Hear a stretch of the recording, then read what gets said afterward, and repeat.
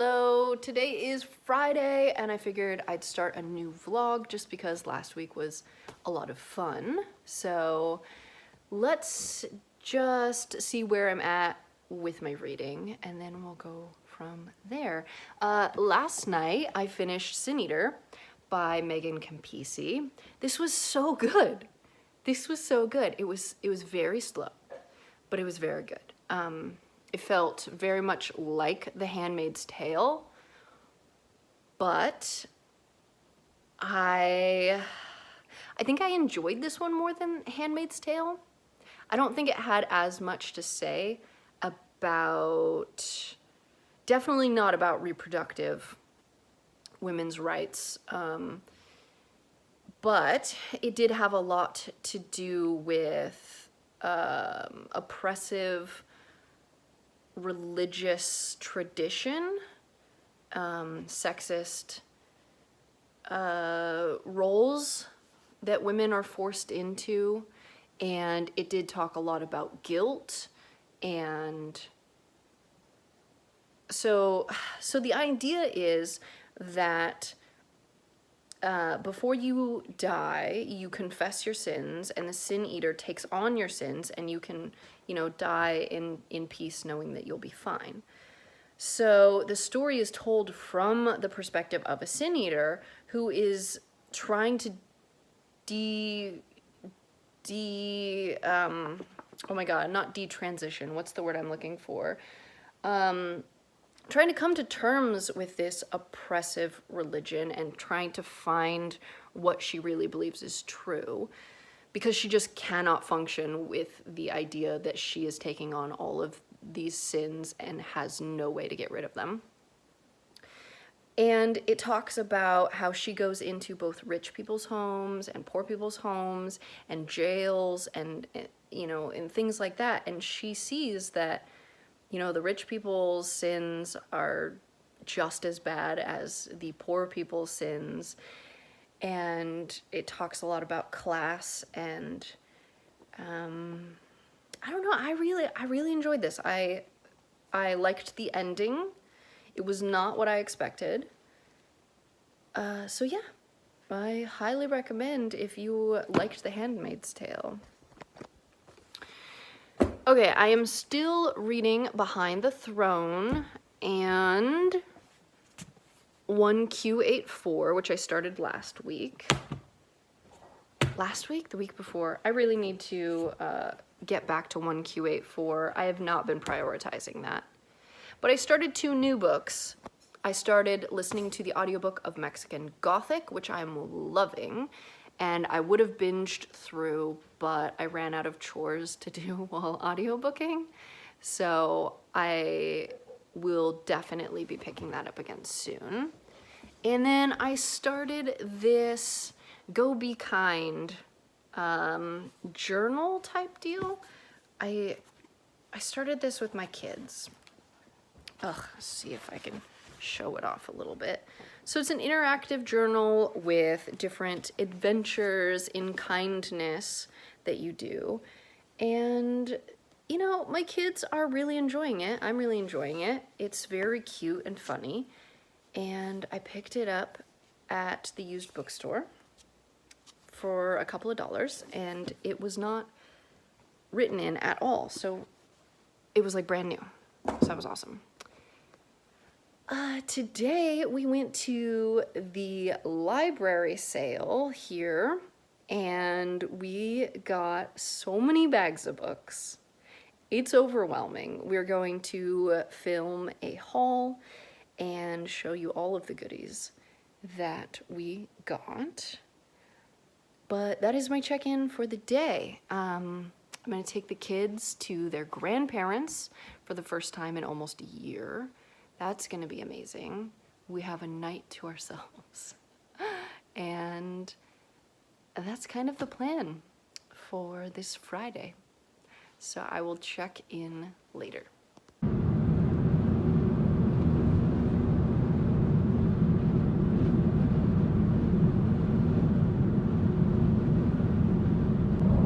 All right, we just dropped the kids off with the grandparents. Yes, it's been a year since we had a night away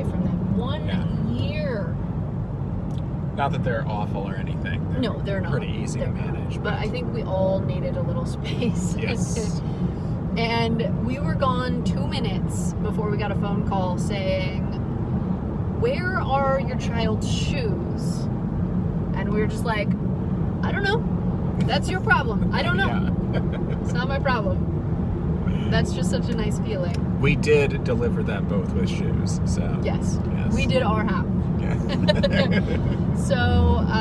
Yeah. So we're back. We're going back home, and we're going back to the library book sale to do another sweep because they were going to bring out more boxes of books later in the day. Yes.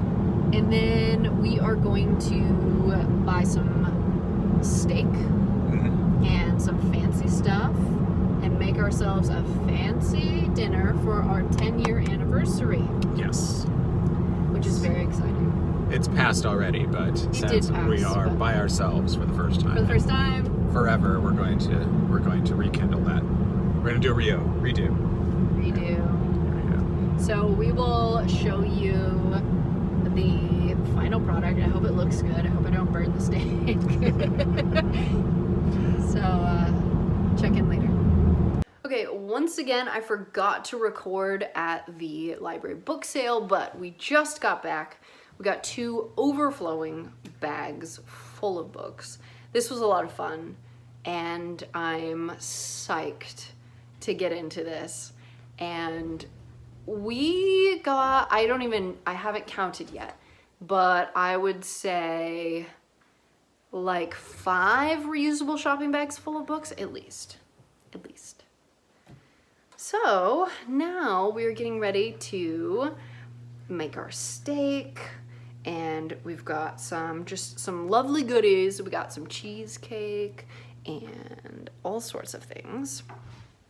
And we're gonna have some beer, some local beer. That was one thing we really missed about being in the Midwest, is we got spoiled living here in the Pacific Northwest where our beer is just on point. And so we've got some nice Oregon beer we're gonna be working on. And yeah, I'll show you our dinner, hopefully if I remember, before we eat it, maybe? All right, we've got our steak, we've got grapes, bread. This beer is actually really good. Let's see. Lawnmower Lager from Ashland, Oregon. Oregon brewed. I like how it's like, go skiing, go boarding, go rafting, go mow. It's pretty funny. It's pretty good. And we're making zucchini, and it's gonna be delightful. Dessert time. Coffee and cheesecake. I'm eating the non-dairy, and Erin's got this huge platter of amazingness. Yum. Good morning. So last night, after our wonderful dinner and dessert and cheesecake and coffee, we watched a new zombie movie, which was, it was okay. There were some good parts, I guess. I don't know, we don't watch a lot of TV anymore. But that was nice, you know. We didn't have to censor the material for the children, which was great. And so we got to sleep in as much as the cats would let us. So now I'm having my morning coffee and sitting down to edit some booktube. So, very excited. Not much reading has happened, but I am planning on probably listening to Mexican Gothic later today when we drive back down to go pick up the kids, or if I stay here, when I clean the house while Erin goes. So, either way, I'm planning on doing that later, and I will check in, you know, later. All right, guys. I have been having a fantastic Saturday. I just got back from thrift shopping, and Erin just got back with the kids from picking up the children, and the children apparently got no sleep and were very overwhelmed by their cousins the whole time. So they're exhausted, they've shut themselves in their room, and they just need some space. So that's easy. Oh my god, I had such a great time binging, or thrift shopping. So there's this place here in Oregon where you pay for your secondhand clothes or whatever by the pound, and like the more you get, the less it costs per pound. I don't know. Anyways, it's just so nice to be back in Oregon where I know where to find the good deals. Like with a library sale, got such great prices on books. And then today I was able to get such great prices on clothes. So I'm very, very happy. I spent about $50 and got 2 huge moving boxes full of clothes for the family. So I'm just so excited. And while I was doing that, I was listening to Mexican Gothic. I'm about 50% of the way through it, and I am loving this, absolutely loving this. It really feels like a mixture of Catherine House, which I loved, and Roanoke Girls, which I didn't hate, I didn't love. It's a weird combination, those two, because it feels a lot like Catherine House, but without the dark academia. So there's like a few things, I don't know. It's like a dreamy, nightmare-y, that kind of a vibe is feeling very Catherine House, which I'm loving. That I'm so happy this is working for me, because the reviews that I've heard from people who don't really like Mexican Gothic, they're like, I don't know, I couldn't tell what was real and what was dream and what was going on, which I loved. In Catherine House, and I'm finding that I'm absolutely loving in Mexican Gothic. Anyways, I don't want to give anything away about the plot, honestly. It's just, it's great. I'm loving it. So, I think I'm in for the evening. I think it's evening. It's about 5 o'clock. And I edited a bunch of videos this morning, so I'm gonna schedule and upload those, and probably sit down and read. Let me see if I can pull it out of the stack, the ever-growing stack. I'm gonna finally read a bit more in 1Q84. Honestly, I've been hung up on that one weird, creepy chapter for far too long. I just need to push through, because I don't think that's going to be the tone for the rest of the book. I really don't. I think it was just a weird throwaway chapter, and I need to get back in here because I loved the first chapter, and I need to figure out what happens next. All right, well, I will check back in later. Hello. Okay, it's Monday. I'm checking in on my reading.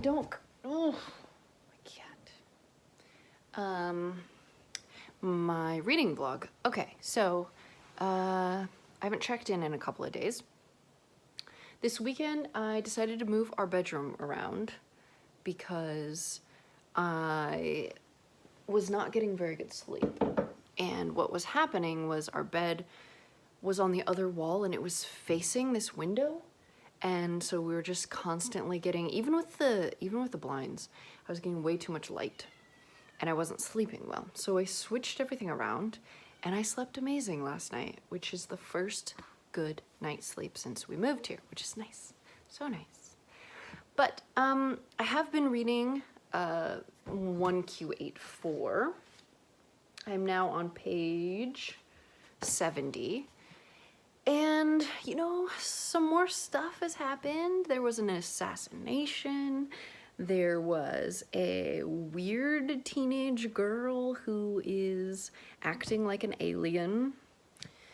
And a creepy writer / teacher who admits to having relationships with his students, which is, you know, great. I don't know. I'm not getting along with this. I don't know what it is. And I'm really struggling. So I have a ton of books that I'm actually excited to read. But the thing is, there's only a few more days in the month, and I have kind of a plan of what I want to read in June. So I don't really want to get in the middle of too many other things. So I think I should just focus for the next week on finishing everything that I'm currently reading, and just put one Q84 down for now. I just don't think this is working for me.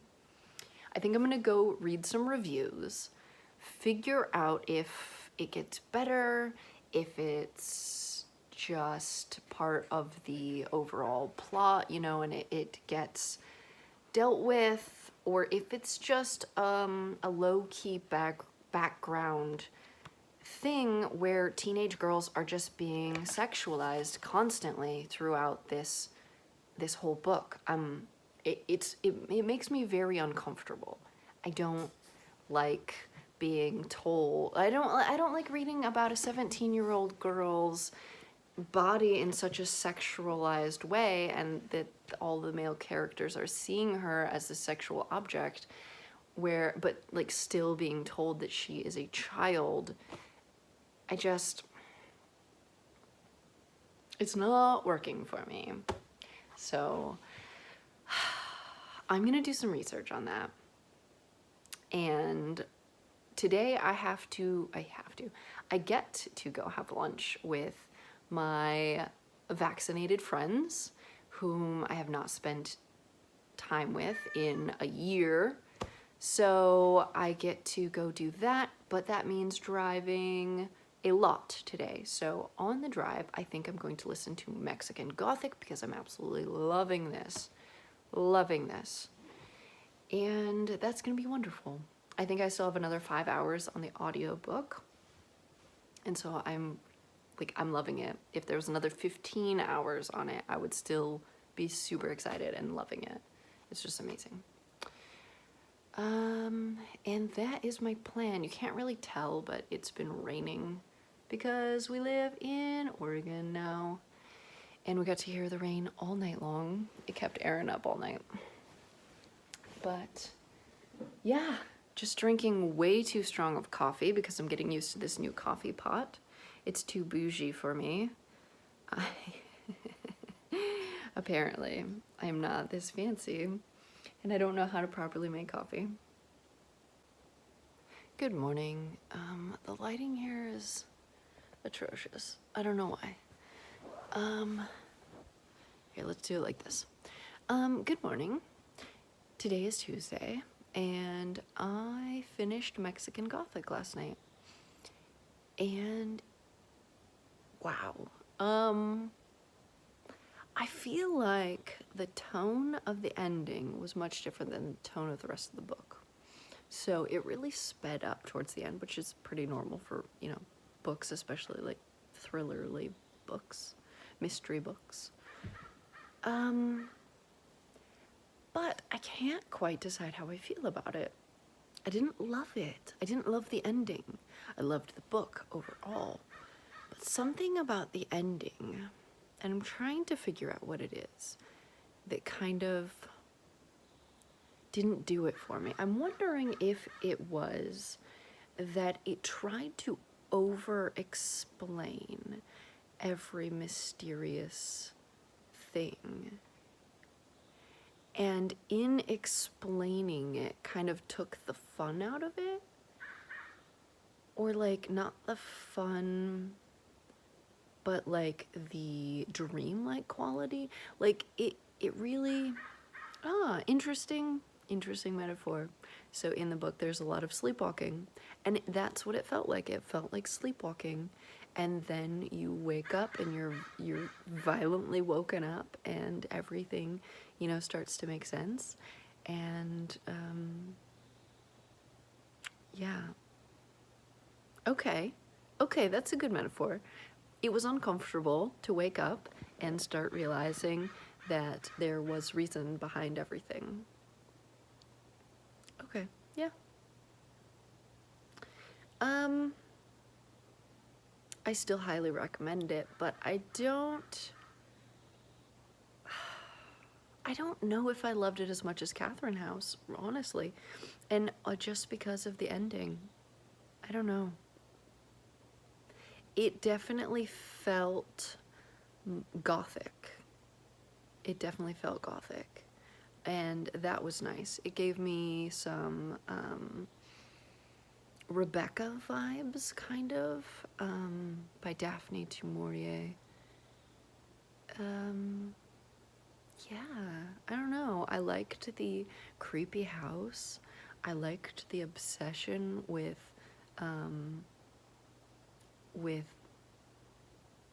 mushrooms and snakes. Like, those are like creepy.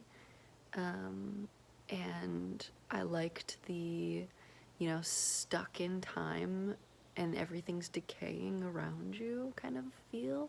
It was nice. It was very like vampire-y. Like the feel of an old vampire that like refuses to change anything. And like, so the castle crumbles around them. I like that.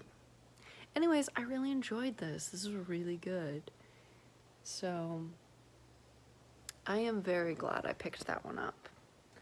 So I think since I DNF'd 1Q84 and I finished Mexican Gothic and Sin Eater, I think all I have left that I'm currently working on right now is Behind the Throne. So I'm going to finish this, hopefully, in the next, well, I don't want to give myself a time frame. Today is Tuesday, and we're getting our storage boxes with all our stuff today. We moved into this like fully furnished house, and we've been living here for a couple of weeks, and now we finally get our stuff from Missouri, and I don't know where we're gonna put our stuff. So we're gonna have to unload those and organize the house today. I'm really glad we got rid of most of our stuff because it's not gonna fit. It's not gonna fit. All right, our U-Haul boxes are here. I've already unloaded one, but they put a lock on this one that they did not send us the key for. So I just had to drill out the lock. I feel kind of like a badass. I've been out here for quite a while. I've got like too many tools. Just flexing a little bit. Apparently, I am able to do this. Okay, I'm sorry. I apologize to everyone. Anyways, now I get to unload this second U-Haul. Yay, Tuesday. Good morning. It is Wednesday. 0 reading happened yesterday. I'm sitting outside right now because in our U-boxes that we got yesterday, we got this outdoor table and chair set. And every morning, well, all day long, but mostly in the morning, there are squirrels that come looking for peanuts. And we inherited a squirrel peanut situation that we are continuing, apparently. So I fed them, and I'm waiting for them to come have breakfast with me. And that's happening. Okay, so yesterday, our U-boxes got delivered first thing in the morning. We were in the shower. We had to like rush out, still dripping, which is fine because it was raining, so it was perfect. Anyways, so our U-boxes get here, and we only have a key to one of the locks. The other lock on the U-box, they put on and said they would mail us the key, and we never got it. So either, something happened. Either it got mailed to the wrong address, or they never sent it, or I don't know what happened. So I spent the morning like drilling the lock off of it, which was really cool. I felt like a badass. It took me a very long time. I had to wade through the stuff that was here already because we had packed up our drill and it was inside the box that was locked. But luckily there was this old drill that I was able to figure out. Anyways, long story short, I got it open. And then spent the rest of the day unloading the U-boxes. And now our whole house is just a disaster. There are boxes everywhere. Our garage is full. But you know what? It was nice. It's nice to get our stuff back. But we moved into a fully furnished place, so now we have too much stuff. And we have to find space for it all. Yeah, and that took all day. All day. I made dinner, and Aaron's been having to work really late the last few... Oh, did you see one? Was that a squirrel? There's one right there. Can you see it?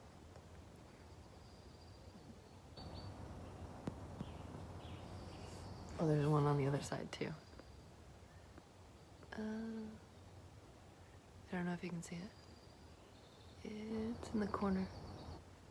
Right there. Wow. Anyways, my cats are trying to get outside. Today is Wednesday. I need to do more unloading of boxes. I think I have a phone interview for a job today. I probably have to mow the lawn today. Just a lot of mundane type of things. But I thought I'd try and snag this quiet early morning, beautiful day and have my breakfast outside. So that's what I'm doing. I finished my audiobook, so I don't know what I'm gonna do. There's nothing to listen to while I do all my chores. I'm gonna have to start a new audiobook, I think. So I don't know if I want to pick something off of my June TBR and just do it early. Maybe I'll film my June TBR before, and then I don't feel guilty about starting it. That's an idea. Hello! So we have our bookshelves, and I'm gonna put the little things in and then put the shelves back in and start filling it up with books. This is probably gonna be our filming setup. I like it. I think it'll work. I don't have a tripod. I might need one of those. Anyways, this is what it looks like now. Okay, hello. Today is Thursday. I got a haircut. I am rocking the Elliot Page look. That's what I'm calling it. It's about 4 o'clock in the evening. I have done a little bit of reading today. So I am on page 230 of Behind the Throne. And I'm still loving this. I really am. I've super cracked the spine. I'm not sure if you can see it. But that's okay. I'm very much loving this. I am finding some of the character... I'm nitpicking. Some of the character traits are a little bit rough. There are 2 characters that have moments of like reading each other's mind that doesn't make any sense. So that is a little bit frustrating. I keep catching that. And now I've had a moment or 2 of questioning our main character and how fast her personalities kind of changed in the first, like, I guess I'm probably like 55-60% of the way through here. At the beginning of the book, she was very much like, I'm never going back. I'm never going to be a princess. I'm never going to be an empress. I'm never going to live that life again. And then all of a sudden, like halfway through the book, she's like, I will die on this throne. Like, try and stop me. It was just like a weird, it's been about a week you know, in book time. It's just it's a hard turn, which is it's a little unbelievable. But that's okay. I am still loving it. I'm along for the ride. I am here for it. I'm invested. And I am very happy I picked this one up. So I think we are going to film a June TBR. It's getting close to the end of the month. And I'm not sure if this is gonna be the end of the vlog, or I might do something tomorrow. Good morning. So I forgot to make my final update for this vlog yesterday, but today is Saturday. And I thought I would mention just one more time where I'm at in my reading. I'm on page 288 of Behind the Throne, and we're finally getting to the reveal of who's behind everything. We're starting to unravel the mystery. We're, you know, going into that last final chapter of where we, you know, wrap everything up. And I'm still loving this, and I'm very excited. I think I'm gonna keep going with the series, unless they somehow manage to flub the last, you know, 30% of the book or less. I'm really loving this.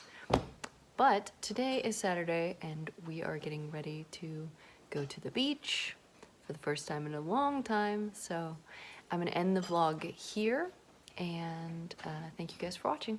Bye.